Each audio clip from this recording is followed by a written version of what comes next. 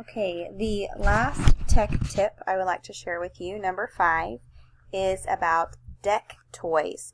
This is a fairly new tech that I have been introduced to in the last few months.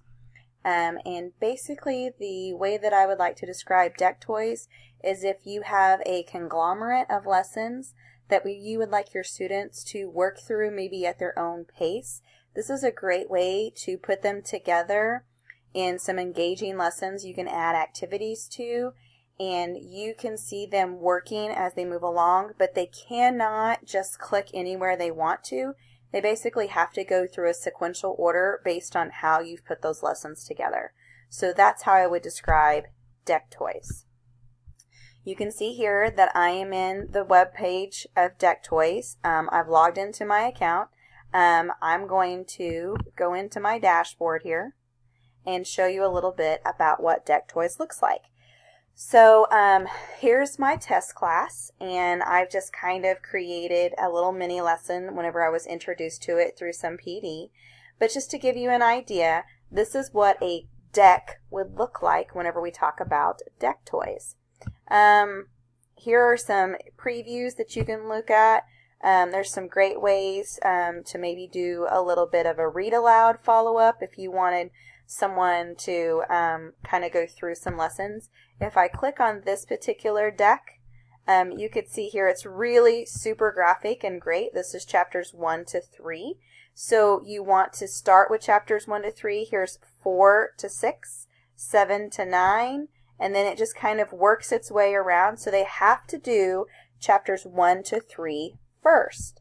So if I click on chapters 1 to 3, then you can see here that there is a lock, and they have to answer the question to unlock the next level or the next question in the activity. So they do work at their own pace, but yet they cannot move on until they're able to answer the content or do the activity that you've given to them. So that's just an example of what that particular deck looks like. Now let's talk about what it would look like if you were to create your own deck. So I'm going to click here with this plus sign where it says create your first lesson, and you can name your deck what you would like for it to be. For example, we're reading Wonder aloud right now, so maybe I would call my deck Wonder. And then I would go here, I have a blank slate, so I want to edit my deck.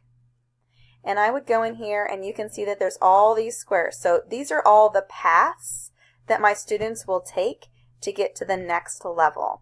So I'm going to add a new activity, and here are some choices that I can have.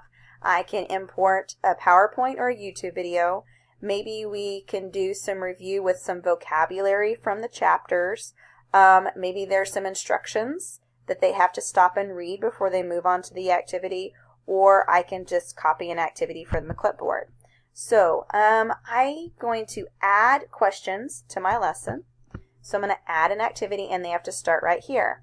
Here's where I'm going to edit the title. So here I would put maybe like in the example that we looked at with Hetty, we could do chapters 1 through 3, and I would click OK.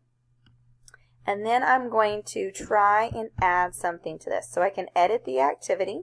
I can change the color of my piece there. So if I edit the activity, here's where I would enter the questions or whatever that I would like to have inserted into the activity. So I can click to edit the question. Let's see here, just real basic stuff. I don't want to give away too much of the story. What school is Augie about to start? Maybe I should put in here, what is the name of the school Augie is about to start? So I can hit save, and then I can choose what answer I want. So I'm going to click to answer the choice. Maybe I type in my school, Wheatland Elementary. Maybe I click in Wichita High School. just kind of random questions here. The answer is Beecher Prep, by the way. And then the reason I'm going to show that here in just a second, and I'll tell you. And then we're going to make this one USA School. Just some random things here just to kind of show you how to put together this activity. So save, save, save, save. And the answer is C. So I want to make sure that that check mark is highlighted there. So that's the answer for the question. Okay. And then you can see here that that's slide number 1 for chapter number 1. If I wanted to insert any kind of media or maybe the trailer to the movie, I could do that here. And then if I wanted to add a new one, then I would just add the plus button, and then I would have another question here. So that's how I would add questions to the activities. So now I want to preview my deck. So I'm going to hit this green button here.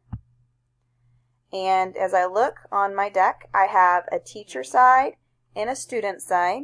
This is my test class. This is what I would see here. And so end of the activity. Here is the question that we see. If I go back here, this is what the students see. This is what I see. If I scroll through here and I choose, the students would see basically the same thing that I would see. And if I hit submit, you could see that that's the student. This is the demo student. Here's the teacher side, and someone has answered this question. So this is something that you can do like interactively. Maybe you are sending them the code and they're taking the quiz online, but they can't move on until everyone's answered the question together.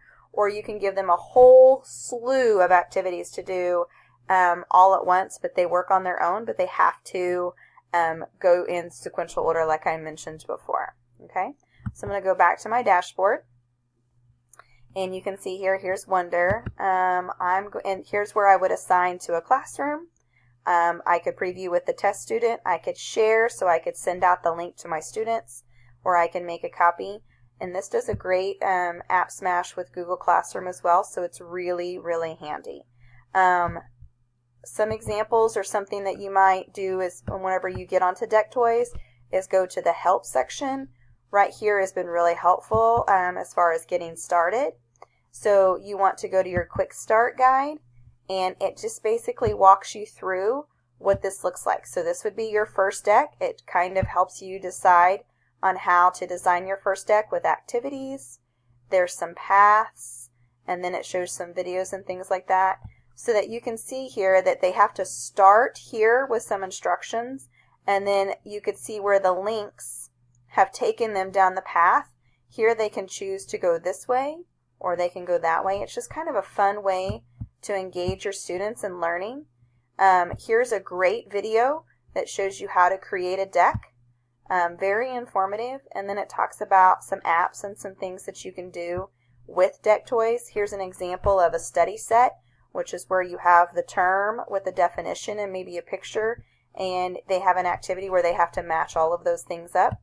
A really great, fun, interactive way to get your kids engaged. Here's where it shows you how to create your classroom so that each student has their own login so that they're able to go in. And you would be able to go, and whenever you saw earlier where you were able to see the students' progress, you would be able to track each one of your students' progress by their avatar. So they would move across the path depending on what their avatar looked like. But yeah, this Deck Toys is really fairly new to all of us, but you can go in, you can see here where you can share to Google Classroom. And there's also a Facebook page where you can go on and get some ideas, and it'll show you the latest, newest decks that have been added to their list of activities. So I hope you really enjoyed Deck Toys. It's been really inventive and fun to create different decks for my students to get in and play with and learn from and stay engaged when they're trying to do that. So that's Deck Toys.